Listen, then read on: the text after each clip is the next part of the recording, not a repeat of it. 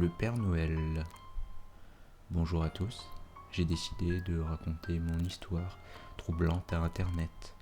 Ça m'est arrivé il y a environ 5 ans. Disons qu'à l'époque, mes parents me prenaient un peu pour une débile. J'avais 11 ans et je ne savais très bien que le Père Noël n'existait pas, mais ils insistaient en me disant que si. Ils ne voulaient pas cracher le morceau et ça m'énervait.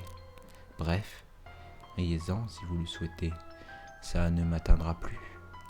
Je me suis dit que le meilleur moyen de les faire avouer était de surprendre mon père en train de déposer les cadeaux au pied du sapin, et hop, il se serait bien obligé d'assumer leur mensonge. Dans la nuit du 25 décembre 2011, j'étais assise sur mon lit, prête à en bondir.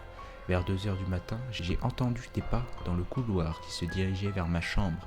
Je me suis immédiatement allongé, en me disant que si mon père me voyait relever à cette heure, je risquais de me faire engueuler. J'ai entendu la porte de ma chambre s'entr'ouvrir. J'ai fermé les yeux pour faire mine de m'endormir. Quelques secondes après, la porte s'est renfermée et je me suis dit à cet instant que mon père savait se montrer discret par moments. C'en était presque fascinant. Il se déplaçait d'un pas si léger. Bref, j'ai attendu quelques instants pour sortir de mon lit.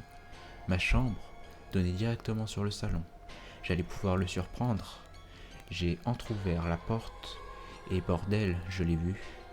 Pas mon père, mais bien le Père Noël. Il était assis au pied du sapin, en admirant devant lui avec cette espèce de lutin. L'un d'eux s'est tout doucement retourné vers moi. Il m'avait vu. Prise de panique, j'ai fermé la porte et me suis dirigé vers mon lit en mettant ma couette par-dessus ma tête. Quelques instants plus tard, j'ai entendu ma porte s'ouvrir à nouveau. J'étais terrifié. Pourtant, le Père Noël était bon. Je n'avais aucune raison de l'être. Il se rapprochait vers moi.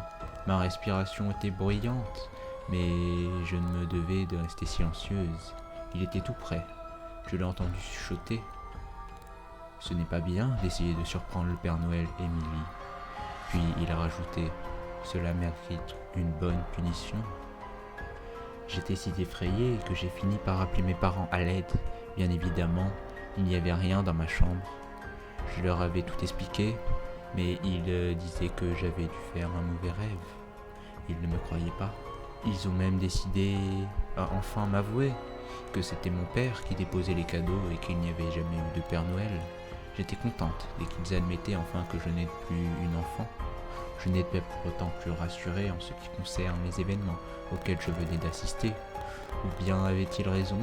Était-ce un cauchemar? Le lendemain, je me suis levé, tout excité à l'idée d'ouvrir mes cadeaux, si bien que j'avais presque oublié les événements de cette nuit. Mon père m'a souri quand il m'a vu arriver. Ma mère, quant à elle, était occupée à appeler notre chat par la fenêtre, qui avait encore dû partir se promener. J'ai déballé mes cadeaux. Il y avait exactement tout ce que je souhaitais.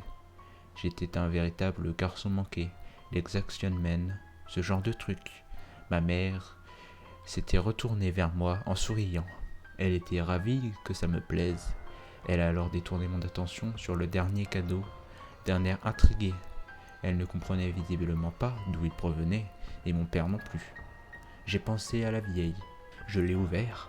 Le papier recouvrait une boîte à chaussures dans laquelle j'ai retrouvé mon chat mort, éventré.